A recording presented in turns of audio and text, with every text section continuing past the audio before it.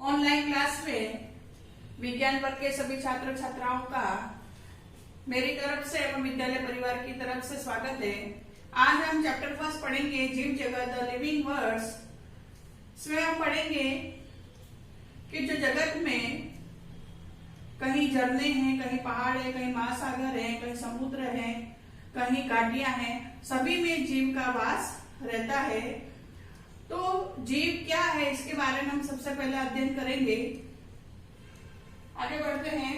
तो जीवों के लिए कुछ सुस्पष्ट अभिलक्षण होते हैं, जैसे वृद्धि, जनन, पर्यावरण के प्रति संवेदना का पता लगाना एवं उसके अनुकूलन, उपापचय एवं स्वयं की प्रतिकृति करना। ये कुछ ऐसे लक्षण हैं जिसके हम क्या कह सकते हैं कि ये जीव के कुछ गुण इसमें पाए जाते हैं। तो एक एक करके हम इसमें आगे बढ़ते हैं। सबसे पहला है वृद्धि। वृद्धि को हम समझेंगे जीवों की संख्या एवं भार में वृद्धि होना। बहुकोशी के जीव में क्या होता है, कोशिका विभाजन होता है। कोशिका विभाजन होने से उनकी जीवों की वृद्धि एवं संख्या में बढ़ोतरी होती है। जैसे पेड़ पौधे होते हैं, उनमें क्या होता है, जीवन भर पर्यंत इसमें वृद्धि होती है। परंतु प्राणियों में क्या होता है, कुछ आयु तक ही इसमें वृद्धि होती है। तो वृद्धि होती है। अच्छा, इस पॉइंट के साथ साथ हम एक और क्वेश्चन को भी इसमें पढ़ेंगे। पहला इसमें क्वेश्चन है सजीव और निर्जीव में अंतर। इसी के साथ ही अपने इसका क्वेश्चन चलेगा। तो निर्जीव में क्या होता है, निर्जीव में भी वृद्धि होती है। जैसे हम देखते हैं पहाड़ है, रेत के टीले हैं, तो ये क्या होता है, कुछ समय पश्चात हम देखते हैं इसमें कि ये बाहरी सतह से क्या हो जाते हैं, वृद्धि करते हैं। तो हम कह सकते हैं कि निर्जीव वस्तु भी क्या करती है, वृद्धि होती है। तो ये वृद्धि का जो है उसको हम विशिष्ट अभिलक्षण में नहीं रख सकते। इसलिए अब आगे बढ़ते हैं। दूसरा पॉइंट है अपना जनन। जनन में सभी जीव होते हैं, जनन क्रिया करते हैं, अपने माता पिता से इसके लक्षण दर्शाते हैं। तो एक जो जैसे फंजाई है, फंजाई में अलैंगिक जनोत्तम बीजाणुओं द्वारा होता है। इसी प्रकार फंजाई, मोस वगैरह इसमें विखंडन विधि द्वारा। तो इस तरह अपने संतति को आगे बढ़ाना जनन कहलाता है। अब आगे हम देखेंगे। अच्छा, ये तो कैरेक्टर हो गया जनन का। जनन होता है वो अपन ने अभी पढ़ा कि जिसमें जीवों में होता है। परंतु कोई सजीव ऐसे भी होते हैं जिनमें क्या होता है, जनन क्रिया नहीं होती है। एग्जाम्पल है जैसे कामकाय मधुमक्खी, खच्चर और अनुवीर्य मानव युगल, जिनमें जनन क्रिया नहीं होती है। क्या कह सकते हैं, विशिष्ट लक्षण नहीं है। और निर्जीव में जनन क्रिया नहीं होती है, इसलिए जनन का को भी हम विशिष्ट लक्षण नहीं कह सकते। आगे तीसरा बिंदु है उपापचय। उपापचय होता है जीवों में सभी क्रियाएं होती है, रासायनिक क्रिया होती है जिसमें उपापचय क्रियाएं होती है। रासायनिक क्रियाओं को ही उपापचय क्रिया कहते हैं। जितने भी पेड़ पौधे होते हैं, जीव जंतु होते हैं, एक कोशिकीय होता है, बहुकोशिकीय होता है, सभी में उपापचयी क्रियाएं होती हैं। इसलिए ये जो उपापचयी वाला जो कैरेक्टर है, इसको हम विशिष्ट लक्षण कह सकते हैं। निर्जीव में उपापचयी क्रियाएं नहीं होती हैं। अब आगे हम बढ़ते हैं। चौथा उद्दीपन के बारे में। जीव होते हैं उद्दीपन, पर्यावरण के प्रति संवेदन अंगों के द्वारा पर्यावरण के प्रति इसमें अनुक्रिया दर्शाते हैं और उसके प्रति क्या होता है, संवेदना का पता लगाते हैं और अनुकूल क्रिया उसके प्रति करते हैं। जैसे एक कोशिकीय प्रोटोकारियोट जितने भी जीव होते हैं, से यूकैरियोटिक जितने भी जीव होते हैं, सभी क्या होते हैं, उद्दीपनों के प्रति संवेदना का पता लगाते हैं और उनके अनुकूल हो जाते हैं। अब आगे बढ़ते हैं। तो ये तो जो अपने कैरेक्टर हो गए, वो जीव हम किसको कहेंगे, तो ये विस्तार से हमने पढ़ा। अब आगे हम देखेंगे जीव जगत में के बारे में अध्ययन करेंगे। हमारे आसपास कई प्रकार के पेड़ पौधे जीव जंतु होते हैं, कई प्रकार की जातियां होती हैं। स्पीसीज 1.7 मिलियन से 1.8 मिलियन तक जाति के बारे में ज्ञात हुआ है। पृथ्वी पर स्थित जीवों की संख्या एवं प्रकार को जैविक विविधता कहते हैं। तो जैविक विविधता पृथ्वी पर या विश्व में पेड़ पौधे और जीवों की संख्या अपने अपने स्थानों पर अलग अलग नामों से जाना जाता है। इसके लिए एक नाम पद्धति रखी गई है, जिससे क्या होता है, प्रत्येक जीव को एक ही नाम से या पौधे को जाना जाए। तो प्रत्येक जीव का एक मानक नाम होता है, जिससे वह उसी नाम से सारे विश्व में जाना जाता है, उसे नाम पद्धति कहते हैं। तो उसके लिए कई वैज्ञानिकों ने सभी पेड़ पौधे एवं जीवों को उनके वैज्ञानिक नाम का आधार और सर्वमान्य नियम एवं कसौटी को इसके अंतर्गत रखा गया।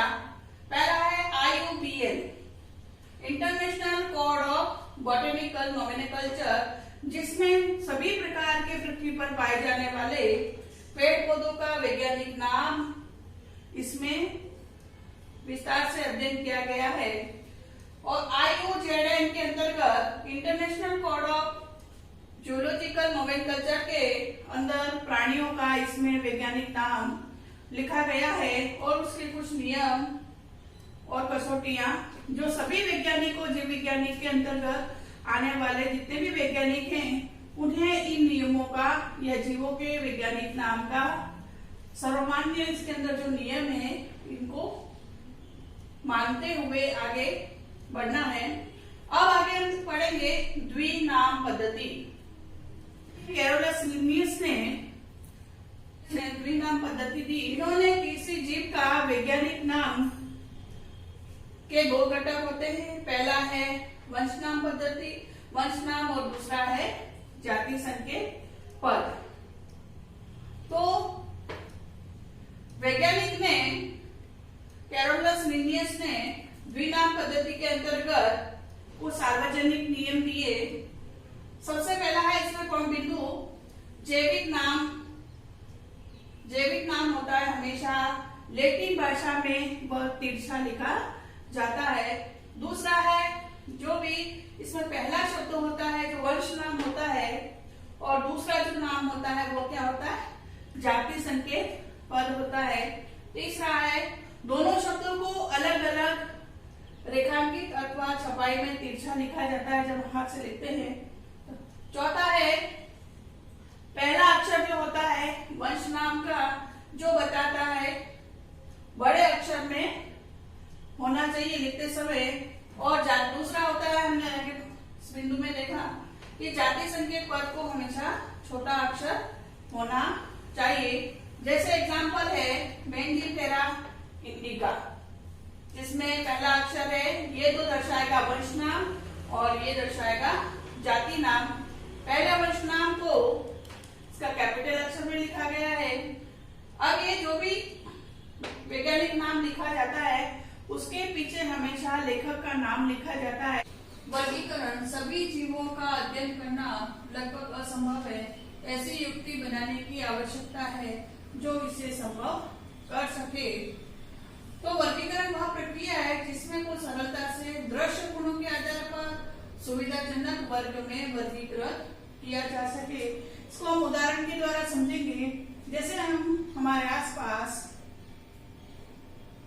कुत्ता, बिल्ली, पेड़ पौधे, कीट वगैरह जंतु देखते हैं, तो देखते ही हमारे दिमाग में, मस्तिष्क में उनके जो गुण होते हैं या उस वर्ग से है, वहां से हम उसको जोड़ते हैं। तो जिससे हमको क्या होता है, उस वर्ग से उसकी पहचान हो जाती है। जैसे एग्जाम्पल में और हम देखते हैं, जैसे पौधा है, पौधा सोचते हैं हम सोचेंगे गेहूं का, तो गेहूं भी क्या है, एक टैक्सा है, और पौधा भी क्या है, एक प्रकार का टैक्सा है, जिससे हम क्या होता है जानने का प्रयास होता है इसमें। तो हम क्या कहेंगे, इसमें क्या होता है, वर्ग की पहचान होती है इसमें। जैसे कीट है, कौन से वर्ग का है, स्तनधारी है, तो जिसके कानों पे बाल होते हैं, बालों शरीर पर बाल होते हैं, तो उसको हम क्या कहते हैं, स्तनधारी। जैसे कुत्ता देखते हैं तो कुत्ता भी हम कहेंगे, बिल्ली को न देखें, कुत्ता को देखें, कुत्ता भी क्या है, स्तनधारी वर्ग से जुड़ा हुआ है। उसके कैरेक्टर को देखते हुए हम वर्ग के जोड़ते हैं। तो वर्गों की वैज्ञानिक शब्दावली क्या कहलाती है, टैक्सा कहलाती है। अब आगे वर्ग, विशेषीकरण, पहचान, वर्गीकरण तथा नाम पद्धति आदि ऐसे प्रक्रम हैं जो वर्गीकृत के आधार है। वर्गीकृत के आधार है विशेषीकरण, पहचान, वर्गीकरण तथा नाम पद्धति आदि ऐसे प्रक्रम हैं जो वर्गीकृत के आधार हैं। तो विभिन्न प्रकार के जो जीव होते हैं उनके विषय में जानना और उनकी विविधता सहित उनके संबंध में अध्ययन की शाखा को वर्गीकरण पद्धति या सिस्टमैटिक कहते हैं। सिस्टमैटिक लैटिन भाषा से लिया गया है, जिसका अर्थ है सिस्टेमा। इसका अर्थ होता है जीवों की नियमित व्यवस्था। अब आगे बढ़ते हैं, वर्गीकी संवर्ग। इसमें पदानुक्रम सोपान होते हैं, जिसमें प्रत्येक सोपान पद अथवा वर्ग को प्रदर्शित करता है, और संवर्ग समस्त वर्गी की व्यवस्था है, इसलिए वर्गीकी संवर्ग कहते हैं। सारे संवर्ग मिलकर वर्गी की पदानुक्रम बनाते हैं। एक पद को वर्ग या टैक्सोन कहते हैं। सबसे पहले वर्गीकी संवर्ग में पदानुक्रम में स्पीशीज लिखी जाती है, जो जाति होती है। दूसरा वंश, जिसको जीनस कहते हैं। तीसरा है कुल, चौथा है गण या ऑर्डर, पांचवा है वर्ग या क्लास, और सिक्स है संघ या फाइलम, और सेवंथ है जगत या किंगडम। वर्गीकी सहायता साधन, जिसमें वर्गीकीविदों ने जीव की पहचान, नामांकन तथा वर्गीकरण को सुगम बनाने के लिए विभिन्न वर्गीकी साधन सामग्री विकसित की। ये अध्ययन वास्तविक नमूनों पर किए जाते हैं, जिन्हें विभिन्न क्षेत्रों से एकत्रित किए जाते हैं। जो निम्न है, सबसे पहला है हर्बेरियम, दूसरा है वनस्पति उद्यान या बॉटनिकल गार्डन, तीसरा संग्रहालय या म्यूजियम, चौथा है जूलॉजिकल पार्क, पांचवा है कुंजी अथवा चाबी। ये 5 क्षेत्र ऐसे हैं जहां से नमूने एकत्रित कर सकते हैं। पहला है हर्बेरियम। हर्बेरियम में पौधों के एकत्रित नमूनों को एकत्रित किया जाता है, फिर इसको कागज पर सुखाया जाता है। सुखाने के बाद इसको हर्बेरियम शीट पर परिरक्षित कर दिया जाता है, फिर हर्बेरियम शीट पर रखा जाता है। रखने के बाद उसका नाम, वैज्ञानिक नाम, कौन से दिनांक से लिया गया, स्थान का नाम, उसका वैज्ञानिक नाम, स्थानीय नाम, कुल आदि इसमें लिखा जाता है। उस व्यक्ति का नाम भी लिखा जाता है। और भविष्य के लिए अध्ययन, भविष्य में पौधों का अध्ययन करने के लिए, उस स्पीशीज की जाति के लिए वर्गीकी अध्ययन में भी सहायक होता है। दूसरा है वनस्पति उद्यान, बॉटनिकल गार्डन। इसमें भी जीवित पौधों का संग्रहण किया जाता है, और वहां पर उस क्षेत्र में स्पीशीज की पहचान कर उसको लेबल किया जाता है, और उसमें लेबल में स्थानीय नाम, उसका वैज्ञानिक नाम, उसका कुल को अंकित किया जाता है। तो कुछ बॉटनिकल गार्डन हैं, जैसे बॉटनिकल गार्डन जो इंग्लैंड में है। दूसरा है Indian botanical garden, Howrah Bharat में है। तीसरा है national botanical research institute, Lucknow, जो भारत में है। तीसरा है संग्रहालय और म्यूजियम। इसमें क्या होता है, शैक्षणिक संस्थाओं में, स्कूल या कॉलेजों में प्राणी या पौधों के नमूनों को एकत्रित कर परिलक्षित कर लिया जाता है, इसको सुखाकर परिलक्षित कर लेते हैं। और म्यूजियम में प्राणियों के कंकाल को भी रखा जाता है। हर्बेरियम और म्यूजियम में नमूनों, पौधे एवं प्राणी के नमूनों को परिलक्षित करके रखा जाता है। और वनस्पति उद्यान एवं जूलॉजिकल पार्क में जीवित इसमें प्राणी को रखा जाता है। अब आगे है चौथा, वन में आवासीय जीवित प्राणी जूलॉजिकल पार्क में रखा जाता है। इसमें मानव की देखरेख में रखा जाता है और उनकी आहार प्रकृति और व्यवहार का समझने का इसमें प्रयास किया जाता है और वास्तविक आवासों वाली इसको सारी परिस्थितियां देने की कोशिश की जाती है। अब आगे है कुंजी अथवा चाबी, जिसका प्रयोग क्या होता है, समानता तथा असमानता पर आधारित होकर पौधा तथा प्राणियों की पहचान में किया जाता है। कुंजी होती है वो दो विपरीत विकल्पों को चुनने को दिखाती है और वर्गीकी में सहायक होती है जीवों की पहचान में। अब आगे है वर्गीकीविदों ने कुछ वर्गीकरण अध्ययन में सूचनाओं के प्रसार के लिए निम्न इसमें दिए। सबसे पहला है नियम पुस्तिका, जिसको मैनुअल कहते हैं। इसमें उस क्षेत्र में पाए जाने वाली स्पीसीज को पहचान में सहायता मिलती है, इसमें लिखा जाता है।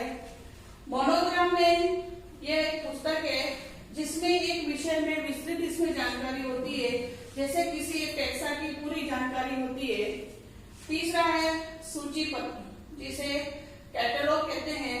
इसमें सही पहचान में सहायक होती है वर्गीकी में। और चौथा है फ्लोरो पुस्तक। इसमें क्या होता है, किसी क्षेत्र के पौधों तथा उसके वास स्थानों में विषय में जानकारी होती है। धन्यवाद।